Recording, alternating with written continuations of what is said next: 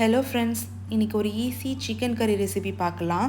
அதுக்கு ஒரு மிக்சியில் பூண்டு, ஒரு துண்டு இஞ்சி, ஒரு ஆனியன், கிராம்பு, அன்னாச்சிப்பூ, பட்டை இதெல்லாம் போட்டு அதோட சீரகமும் போட்டு நல்லா கொரன்னு அரைச்சி வச்சுக்கலாம்.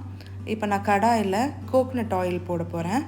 கோகனட் ஆயில் போட்டு அது சூடானதுக்கப்புறம் சோம்பு, ஏலக்காய், பிரியாணி இலை போட்டுட்டு நான் 4 ஆனியன் எடுத்திருக்கேன்.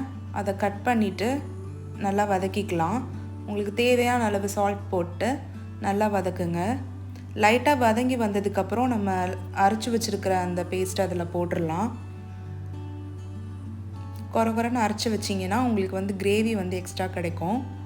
இப்போ கருவேப்பிலை போட்டுட்டு 2 ஸ்பூன் மிளகாய்த்தூள், 1 ஸ்பூன் மல்லித்தூள், 1/2 டீஸ்பூன் மஞ்சத்தூள் போட்டு நல்லா வதக்கியிருக்கேன். அந்த ஆயிலே தான் வதக்கணும். அது வதங்கி முடிச்சதுக்கப்புறம் 2 டொமேட்டோ எடுத்து அதையும் நல்லா கட் பண்ணி வதக்கியிருக்கேன். இப்போ அது நல்லா வதங்கினதுக்கப்புறம் சிக்கன் போட்டுட்டு நல்லா மிக்ஸ் பண்ணிவிட்டு அப்படியே வச்சுருங்க. சிக்கனுக்கு தேவையான சால்ட் போட்டுட்டு நல்லா கிளறி விட்டுக்கலாம். இப்போ கோகனட் மில்க் ஆட் பண்ணிக்கலாம். நான் 1 கேஜி சிக்கனுக்கு ஹாஃப் தேங்காய் எடுத்திருக்கேன். நீங்கள் உங்களுக்கு எப்படி வேணுமோ அந்த மாதிரி போட்டிங்கன்னா உங்களுக்கு டேஸ்ட் நல்லாயிருக்கும். கறியும் நல்லாயிருக்கும்.